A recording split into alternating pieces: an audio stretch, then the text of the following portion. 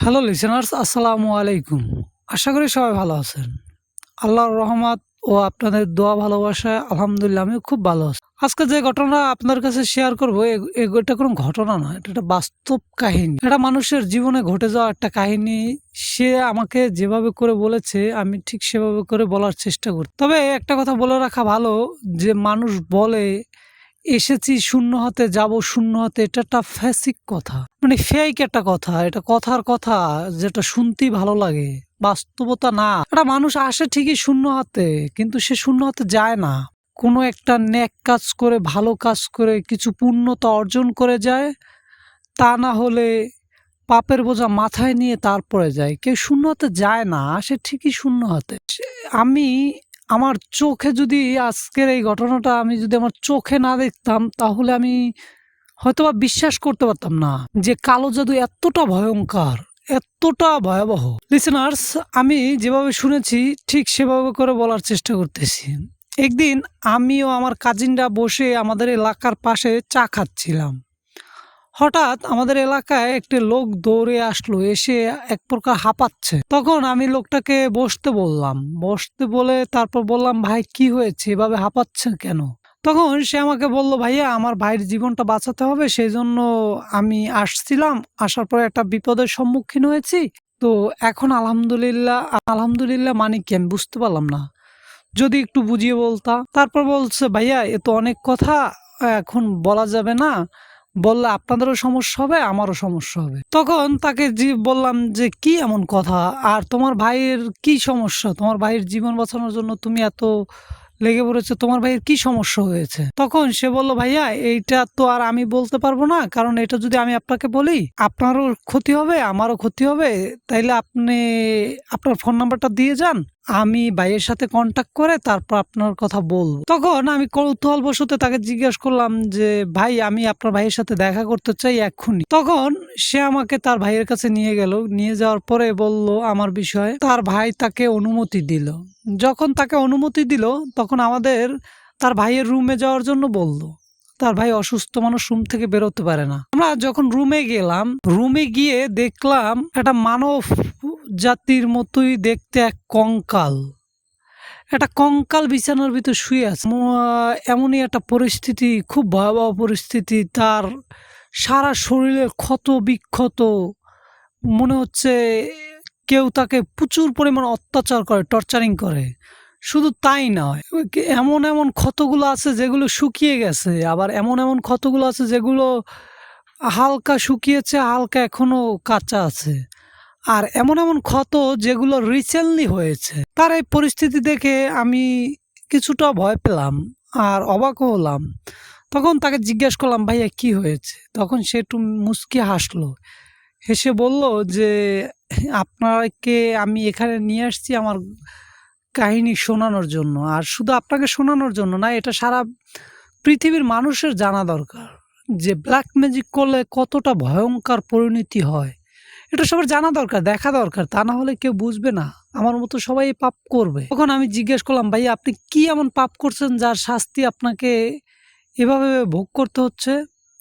তখন সে আমাকে বলল, আর সে আমাকে যেভাবে করে বলেছে, শুভ ভাইয়া আমি ঠিক সেভাবে বলারই চেষ্টা করতেছি। শুভ ভাইয়া ক্লাস 10-এ পড়ে। তখনকার ঘটনা। আমি ঘটনাটা শুভ ভাইয়ের মতো করেই বলার চেষ্টা করতেছি। আমার বাবা সরকারি চাকরি করে, সেজন্য আমার কোনো জেলায় 1-1.5 বছরের বেশি থাকা হয় না।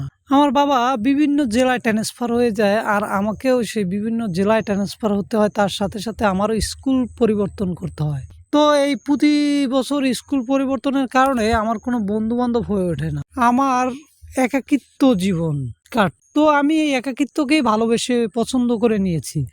আমারও একা থাকতে খুব পছন্দ। আমিও কারোর সাথে বেশি মিশিও না, কথাও বলি না। আমি একা একা স্কুলে যাই, একা একা চলাফেরা করি। আমি একাই, নিজেই নিজের সঙ্গী। আর কেউ আমার সঙ্গী না, আমিই শুধু আমার। তো আমার এই একাকিত্ব আমার খুব ভালো লাগে। তখন বাবা ট্রান্সফার হয়ে বান্দরবন চলে গেল। বান্দরবনে গিয়ে আমিও ওখানে গেলাম। যাওয়ার পরে তখন আমি ক্লাস 9-এ পড়ি। তখন আমি ক্লাসে ভর্তি হলাম। ভর্তি হওয়ার পরে আমি সবার পিছনের একটা বেঞ্চে একা গিয়ে বসে থাকি। প্রতিনিয়ত ক্লাস করি, মনোযোগ সহকারে পড়াশোনা করি। আমি একাই, আমি কারোর সাথে মিশিও না, কথাও বলি না, কারোর কাছে যাইও না। এরকম বেশ কিছুদিন চলে গেল। তারপরে একটা নতুন ছেলে ভর্তি হলো। ও ক্লাস 9-এ ভর্তি হলো। ওর নাম হচ্ছে হাসিবুর। তো হাসিবুর ওই দিন আমার পাশে এসে বসলো। আমার পাশে ফার্স্ট টাইম কেউ একজন বসলো। তো হাসিবুর আর আমি বসলাম ওই দিন, কিন্তু আমাদের মাঝে কোনো কথা হলো না। আমি একটা বিষয় লক্ষ্য করলাম যে হাসিবুরও কারোর সাথে কথা বলে না, মিশেও না। তারপরের দিন রীতিমতো আমিও যে পিছনের সিটের বেঞ্চে বসে আছি চুপচাপ নীরবে, হাসিবুর ঠিক আমার অপর সাইডে এসে ও চুপচাপ নীরব বসে আছে। কিন্তু আজকেও আমাদের মতো কোনো কথা হলো না।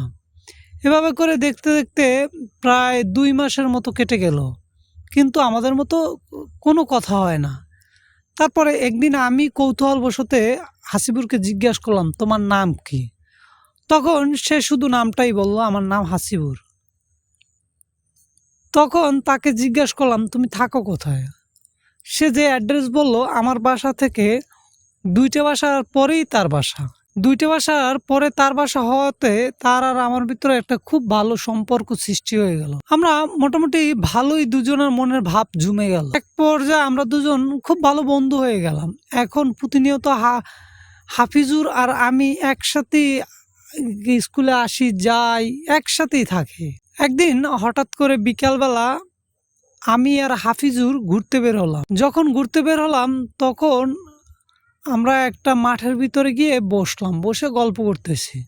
তখন আমরা দেখতেছি 2টো গরু মাঠের ভিতরে ঘাস খাচ্ছে খুব শান্তশিষ্ট হয়ে। হাফিজুর আমাকে বলল যে, ভাইয়া তুমি কি একটা ম্যাজিক দেখবা? তখন আমি বললাম যে, তুই আবার কি ম্যাজিক দেখাবি? তখন হাফিজুর আমাকে বলল যে, ঠিক আছে তুমি দেখো, এই যে গরু 2টা এখন ঘাস খাচ্ছে, এই গরু 2টা মারামারি করবে। এই কথা বলায় আমি একটু হেসে উড়িয়ে দিলাম আর মজা নিলাম। সেটা দেখে হাসিবুর একটু রাগ করলো, বলল যে, তুমি আমার কথা বিশ্বাস করলে না? আচ্ছা ঠিক আছে, তাহলে তুমি দেখো, আমি ম্যাজিক জানি। যখন ও বলল যে আমি ম্যাজিক জানি, আমি বললাম আচ্ছা ঠিক আছে, কি ম্যাজিক জানো দেখাও আমায়। তখন ও ওই গরু দুটোর কাছে গেল। গরু দুটোর কাছে যাওয়ার সাথে সাথে গরু দুটো কেমন ওর দিকে চোখ লাল করে, বড় বড় চোখ করে ওর দিক তাকিয়ে আছে। আমি কিছু বুঝতে পারলাম না। তখন ও যেন কি একটু বিড়বিড় করে মনে মনে কি যেন একটা পরে গরু দুটোর মাথায় ফু দিল। ফু দেওয়ার পরে ওইখান থেকে ও চলে আসলো। আমাকেও বলল যে, তুমিও পিছনে চলে আসো, আর এখানে দাঁড়িয়ে থেকো না। আমাকেও ধাক্কা দিয়ে পিছনে সরিয়ে দিল। তখন আশ্চর্যজনকভাবেই গরু দুটা শান্তশিষ্ট, যে গরু দুটা ঘাস খাচ্ছে, সে গরু দুটা একে অন্যের সাথে মারামারিতে লেগে গেছে। লেগে যাওয়া তুমুল দুটোয় মারামারি করতেছে। আমি দেখে অবাক হচ্ছি। আমি হাঁ হয়ে তাকিয়ে আছি যে এটা কি হচ্ছে। মাত্র যে গরু দুটো শান্তশিষ্ট ঘাস খাচ্ছিল, সেই গরু দুটো এখন নিজেরা নিজে মারামারি করতেছে। এই বিষয়টা দেখে আমি অবাক হলাম। তখন আমি হাফিজুরকে কিছু বলতে যাব, ঠিক সেই মুহূর্তে হাফিজুর আমাকে বলল যে, ঠিক আছে, এবার ওদের মারামারিটা আমি থামিয়ে দিই। তখন হাফিজুর গরু দুটার সামনে গেল, গিয়ে এক ধমক দিল, জোরে বলল, থামো। এরকম করে এক ধমক দেওয়ায় গরু দুটো থেমে গেল। থেমে গিয়ে শান্ত হলো। তারপর আবার কি যেন একটি বিড়বিড় করে পরে গরু দুটোর মাথায় ফু দিল। গরু দুটো পুরোই শান্তশিষ্ট হয়ে গেছে। এতক্ষণ যে তারা মারামারি করছে বা এতক্ষণ যে তাদের ভিতরে একটা কিছু হয়েছে, বেমালুম ভুলে তারা আপন মনে ঘাস খাচ্ছে। তারপরে আমি ওকে জিজ্ঞাসা করলাম যে, এটা কিভাবে করলি? তখন ও আমাকে বলল, বন্ধু এটা একটা ম্যাজিক। তুমি কি ম্যাজিক শিখতে চাও? আমি তখন বললাম, হ্যাঁ আমি ম্যাজিক শিখব। তখন ওর কাকার কাছে নিয়ে গেল। ওর কাকার নাম হচ্ছে কবির। কবির কাকার কাছে আমাকে নিয়ে গেল। আমি কবির কাকার কাছে গিয়ে বসলাম। তখন আমাকে দেখেই বলল, তুমি শুভ তাই না? আমি অবাক হয়ে বললাম যে, আপনি আমার নাম জানেন কিভাবে? তখন বলল যে, হাফিজুর তোমার নাম আমাকে বলেছে, আমি সেই জন্যই জানি। তো বসো। আমরা যখন ওইখানে বসলাম, আমাদের বসতে দিয়ে সে আমাদের জন্য নাস্তা পানির ব্যবস্থা করলো। চা পানি দিল। আমরা চা পানি খেয়ে গল্প করতেছি। তখন হাফিজুর বলল যে, কাকা তুমি যে আমাকে যে ম্যাজিকটা শিখিয়েছো সেই ম্যাজিকটা ও শিখতে চায়। তখন কাকা আমাকে বলল, তাই? তাহলে তো তোমাকে অনেক কিছু ত্যাগ করতে হবে, সেগুলো তুমি পারবা? আমার মাথায় তখন একটাই ভূত চেপেছে, এটা হচ্ছে আমার জীবনের সব থেকে বড় ভুল।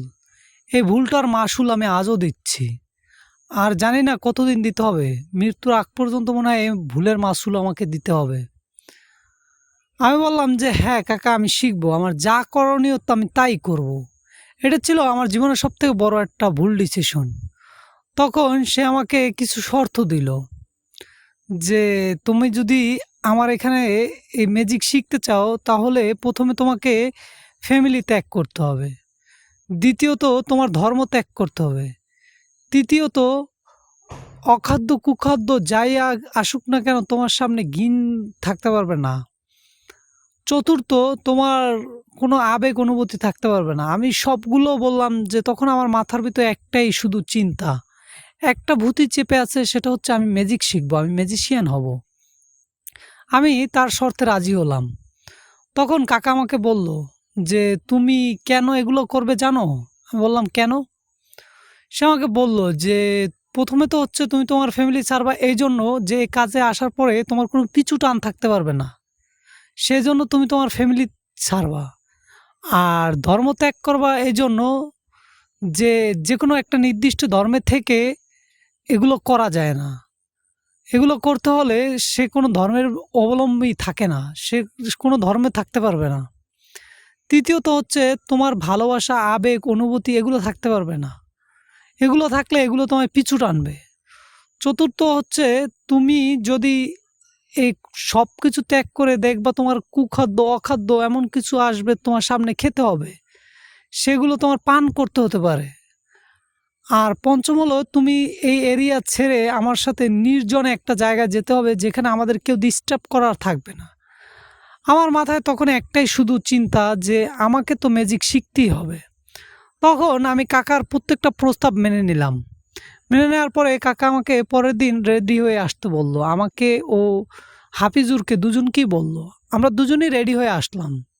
কবির কাকার কাছে আসতে কবির কাকাও রেডি হয়ে আসছিল। তখন আমাদের নিয়ে দূর অজানা এক জঙ্গলের ভিতরে, এক গুহার ভিতরে নিয়ে গেছে। সেখানে গিয়ে আমরা কঠিন তপস্যা করতেছি। তপস্যা করতে করতে মোটামুটি আমরা অনেক কিছু দেখেছি, অনেক কিছু মানে ফেস করেছি। করতে করতে আমি মোটামুটি সব কাজ কমপ্লিট করেছি। তখন কবির কাকা আমাকে বলল যে এবার তোমার সময় হয়ে গেছে, তুমি এবার বাহিরে বের হও। বাহিরে আমি কোথায় যাব? তখন সে বলল যে আমার এক বন্ধু আছে যার নাম হচ্ছে রনি, তুমি রনির কাছে চলে যাবা। আমি তখন কাকার কথা শুনে রনির কাছে চলে আসলাম। রনির এখানে আসার পরে আমাকে বলা হলো যে তুমি মানুষের হয়ে কাজ করবা। তো আমি মানুষের কখনো কোনো উপকার করিনি, আমি হচ্ছে ব্ল্যাক ম্যাজিক করে মানুষের নানান রকম প্রবলেম সলভ করতে শুরু করেছি। করতে করতে আমার গ্রামে একটা ভালো ডাকনাম শুরু হয়ে গেছে। আমাকে এখন সবাই এক নামে চেনে, আমাকে সবাই কবিরাজ শুভ নামেই চিনে। ওই এলাকায় আমি খুব প্রফেশনাল হয়ে গেছি। আমার দ্বারা কখনোই কারো কোনো উপকার হয়নি ক্ষতি ছাড়া। আমি সবসময় মানুষের ক্ষতি করে, একজনের ক্ষতি করে আরেকজনকে পাইয়ে দিতাম কিছু অর্থের বিনিময়ে। বেশ টাকাও কামিয়ে নিয়েছি, মোটা অঙ্কের টাকা কামিয়ে আমি মোটামুটি ভালো আছি। একদিন আমি রাত্রবেলা আসতেছিলাম, আসার পথে পথের ভিতরে দেখতেছি 4টা কালো বিড়াল একটা সাদা বিড়ালকে প্রচুর অত্যাচার করতেছে, মারামারি করতেছে। আমি তখন একটা লাঠি হাতে নিলাম, লাঠি হাতে নিয়ে 4টা কালো বিড়ালকে বাড়ি দিয়ে পিটিয়ে দূরে সরিয়ে দিলাম। সাদা বিড়ালটাকে একটা সেভ করে দিলাম। সেভ করার সাথে সাথে ওই কালো 4টা বিড়াল অদৃশ্য হয়ে হাওয়ায় মিলিয়ে গেল। তখন আর আমার বুঝতে বাকি রইল না যে এগুলো কোনো বিড়াল ছিল না, এগুলো হয়তো অন্য জাতি কিছু একজন ছিল। তো জিন জাতি ছিল সেটা আমি বুঝতে পেরেছি, কারণ হচ্ছে আমি একজন তান্ত্রিক। আমি এখন তন্ত্রমন্ত্রে অনেক কিছু জানি, অনেক কিছু পারদর্শী। আমি সাদা বিড়ালটাকে সেভ করে, সাদা বিড়ালটা খুব আহত, তাকে একটু ট্রিটমেন্ট করলাম, কিছু পরে তাকে একটা বান মেরে, টোটাল কথা হচ্ছে তার এরিয়াটা আমি বন্ধ করে তারপর তাকে রেখে ওইখানে আমি চলে আসলাম। সে ওইখান থেকে কিছুটা সুস্থ হয়ে চলে গেল। আমার জীবনে আমি মনে হয় এই ফার্স্ট কারো উপকার করলাম, আর এই উপকারের জন্যই হয়তোবা আজও আমি এখানে এই অবস্থা আছি। তা না হলে হয়তোবা আমার বেঁচে থাকাটাই হতো না। সে যাই হোক, ওই দিনের পর আমি আর কখনোই কারো কোনো উপকার করিনি। হঠাৎ একদিন সেই কবির কাকা আমার এলাকায় আসলো। আসার পরে আমাকে বলল যে তোমার তো সময় হয়ে গেছে, তোমার একটা কাজ করতে হবে, অনেক বড় কাজ করতে হবে। তো কি কাজ করতে হবে? বলল যে আমি আসব, এসে তোমাকে জানাবো, ঠিক 21 দিন পরে আসব। উনি এই কথা বলে চলে গেছে। এর ভিতরে সে সাদা বিড়ালটা আমার বাসায় আসলো। বাসায় এসে আমার রুমের এক প্রান্তে দাঁড়ালো, দাঁড়িয়ে সালাম জানালো আমাকে। আমি সালামের উত্তরটা নিয়ে আমার কলিজার মাঝে কেমন একটা চাপ মারলো যে আমিও তো মুসলিম ছিলাম, আমিও তো মুসলিম, আমি তো মুসলমান, তাহলে আমার দ্বারা এগুলো কি হচ্ছে? আমি নিজের ভুলগুলো বুঝতে পারছি, নিজে অনুভব করতে পারছি যে আমি যেগুলো করেছি সব অন্যায় করেছি। তখন ওই সাদা বিড়ালটা আমাকে বলল যে আমাকে বাঁচানোর জন্য আপনাকে অসংখ্য ধন্যবাদ। আর আপনি যে পথে আছেন এই পথ থেকে ফিরে আসেন, আল্লাহর পথে আসেন, মানুষের ভালো করেন, আর এই কাজগুলো ছেড়ে দেন। আমি তখন ভাবলাম যে ঠিকই বলেছে, আমারও এই কাজটি ছেড়ে দেওয়া দরকার। আমার মাথায় তখন একটা বিষয় আসলো যে আমারও তো ফ্যামিলি আছে, আমারও তো ঘরবাড়ি আছে, আমারও তো ভাই আছে, আমার তো মা বাবা আছে। আমি তাহলে সব কিছু ছেড়ে এখানে কিসের জন্য পড়ে আছি? আর আলহামদুলিল্লাহ আমার অর্থ সম্পদ তো ভালোই হয়েছে, তাহলে এগুলো আমি এখনও কেন করতেছি? এই চিন্তাভাবনা করে আমি চিন্তাভাবনা করলাম যে আমি কাজটা ছেড়ে দিব। কিন্তু কাকা আমাকে বলছে 21 দিন পরে আসবে, সেই জন্য তার সাথে দেখা করার জন্য আমি এখানে থেকে গেলাম। আমি আর কোথাও গেলাম না। আমি ভেবেছি 21 দিন পরে কাকা আসলে তার কথাটা শুনে তখন আমি চলে যাব। 21 দিন পরে কাকা আসলো। এসে আমাকে বলল যে একটা ব্যক্তির নাম বলল যে তার হচ্ছে হাতের বৃদ্ধ আঙ্গুল এবং মাথা নিয়ে আসতে হবে। তখন আমি বললাম যে কাকা আমি তো এগুলো ছেড়ে দিব ভাবছি। তখন সে বলল যে আচ্ছা বাবা, ঠিক আছে, এই আমার শেষ কাজ, আর জীবনে তোমাকে কোনো কাজের কথা বলবো না। ওইদিকে হাফিজুরের কোনো খোঁজ নেই। হাফিজুর কোথায় আছে, কি করতেছে আমি কিচ্ছু জানি না। হাফিজুরের সাথে আমার কোনো রকম কোনো যোগাযোগ নেই। কাকা যখন এসে এই কথা বলল, কবির কাকা এই কথা বলার পরে আমাকে খুব রিকোয়েস্ট করলো। রিকোয়েস্ট করার পরে আমি এক পর্যায়ে রাজি হলাম। রাজি হওয়ার পরে ওই দিন রাতে হাফিজুর কোথা থেকে যেন আসলো। এসে হাফিজুরও আমাকে বলল যে অমুক কবরটা খুঁজতে হবে, অমুক কবর খুঁড়ে তারপরে হচ্ছে তার হাতের বৃদ্ধ আঙ্গুল আর মাথার খুলি নিয়ে আসতে হবে। হাফিজুর আমিও রাতে গেলাম, গিয়ে তারপরে মাথার খুলি ও বৃদ্ধ আঙ্গুল আনলাম। এই ঠিকই নিয়ে আসছি, নিয়ে আসার পথে আমাদের অনেক কিছু ফেস করতে হয়েছে। আমরা যখন ওই হাতের বৃদ্ধ আঙ্গুল ও মাথার খুলি আনতে যাব, তখন মনে হলো যে ডান হাতের বৃদ্ধ আঙ্গুল আনতে গিয়েছি, বাম হাত দিয়ে আমাকে ধরে রেখেছে লাশটা। কিন্তু আমরা ওর দিক তোয়াক্কা করিনি। লাস্টে তার মাথাটা কেটে আমরা দুজনে নিয়ে আসতে সক্ষম হয়েছি। সক্ষম হয়ে কাকার হাতে ওইটা তুলে দিয়ে আমি আমার মতো করে চলে আসলাম। এসে গোসল টোসল করে যখন ঘুমালাম, তখন দেখলাম সেই সাদা বিড়ালটা, সেই সাদা বিড়ালটা আমার রুমে আসলো। এসে বলল যে কাজটা তুমি একদমই ঠিক করোনি, তুমি কি করেছো তুমি নিজেও জানো না, আর তোমার এই কাকা এগুলো দিয়ে কি করেছে সেটাও তুমি জানো না। তুমি যদি জানতে তাহলে কখনোই তুমি এরকম কোনো কাজ করতে না। আমি তখন তাকে জিজ্ঞাসা করলাম কি হয়েছে, আমি কি করেছি, আমি তো নিজেও জানি না। তখন ও আমাকে সবটা খুলে বলল যে তুমি যার মাথা নিয়ে আসছো সে কেউ না, সে একজন বড় পীর ছিল, বড় আলেম ছিল, বুজুর্গ ছিল। তারই হাতের আঙুল আর হচ্ছে মাথার খুলি তোমরা দুজন কেটে নিয়ে আসছো। এর শাস্তিস্বরূপ হাফিজুরকে তার পরের দিনই মেরে ফেলা হয়েছে। আর তোমার কাকা চেয়েছিল সেই মাথার খুলি আর হাতের আঙুল দিয়ে কালো জাদুর চর্চা করে সে সিদ্ধি লাভ করতে চেয়েছিল, কিন্তু দুঃখজনক বিষয় সেও সেখানে মারা গিয়েছে। এখন একমাত্র বেঁচে আছো তুমি, আর এই নিউজটা তোমাকে দেওয়ার জন্য আমি আসছি। আর তুমি তওবা করো, আল্লাহর কাছে নামাজ পড়ো, দোয়া করো, মাপ চাও। আর আমি তোমাকে এই নিউজটা দিব সেজন্য আগেই তোমার কাকা আমাকে ধরে বন্দি করে রেখেছিল। সেজন্য আমি তোমার কাছে আসতেও পারিনি আর তোমাকে বলতেও পারিনি। যখন তোমার কাকাকে ওরা মেরে ফেললো, তোমার কাকা যখন মারা গিয়েছে তখন আমি মুক্ত হয়ে গেছি। মুক্ত হয়ে সঙ্গে, সঙ্গে আমি তোমার কাছে চলে আসছি। আর আমার সাথে, সাথে ওরাও চলে আসছে। শুধু ও একা না, ওর সাথে ২,৫০০ জিন আছে। ২,৫০০ জিনের সাথে আমার একা কখনোই পেরে ওঠা সম্ভব না। তুমি এখনই আল্লাহর কাছে তওবা করো, নামাজ পড়ো, দোয়া করো। দেখো আল্লাহ যদি মাফ করে। আর আমি এ বিষয়ে গিয়ে কথা বলতেছি। তখন ওই সাদা সেই বিড়ালটা চলে গেল ওদের সেই সর্দারের সাথে কথা বলতে। এর ভিতরে ওই ২৫০ জিন এসে আমার চারপাশ ঘিরে আমাকে প্রচুর অত্যাচার করলো। অত্যাচার করার পরে সেই সাদা বিড়ালটা তাদের কাছে আবারও ছুটে চলে আসলো। এসে অনেক কাকুতি বিনতি করে আমার জীবনটা প্রাণটা ভিক্ষা চাইলো। তারা ভিক্ষা দিল, তবে তাদেরা একটা কথা বলে রাখলো যে এর যত বংশ আছে সব নির্বংশ করে দিবে। এখন আমি বললাম যে পাপ আমি করেছি, তাহলে আমার বংশে কি দোষ করেছে? আমার বংশের মানুষজন তো কেউ কোনো দোষ করেনি, তাদেরকে দয়া করে ক্ষমা করে দিন আর আমার পাপের শাস্তি আমাকে দিন। তখন ওই সাদা বিড়ালটা তাদেরকে বলল যে আপনি দয়া করে ওদের ফ্যামিলিটাকে রক্ষা করেন, ওদেরকে কিছু করেন না, আপনি ওর পাপের শাস্তি ওকে দেন। তারপরে তারা বলল যে হ্যাঁ, তা তো ঠিকই আর বলেছে। তখন তার পাপের শাস্তি হিসাবে তাকে ২৫,০০০ জিনে প্রত্যেকটা জিন একটা করে তাকে চাবুক মারতে শুরু করলো। আর এক একটা চাবুকের বাড়ি এতটা ওয়েট ছিল, মনে হচ্ছিল গোস্ত ছিঁড়ে মাংস বাইরে বের হয়ে আসছে আর রক্ত ঝুপঝুপ করে পড়তেছে।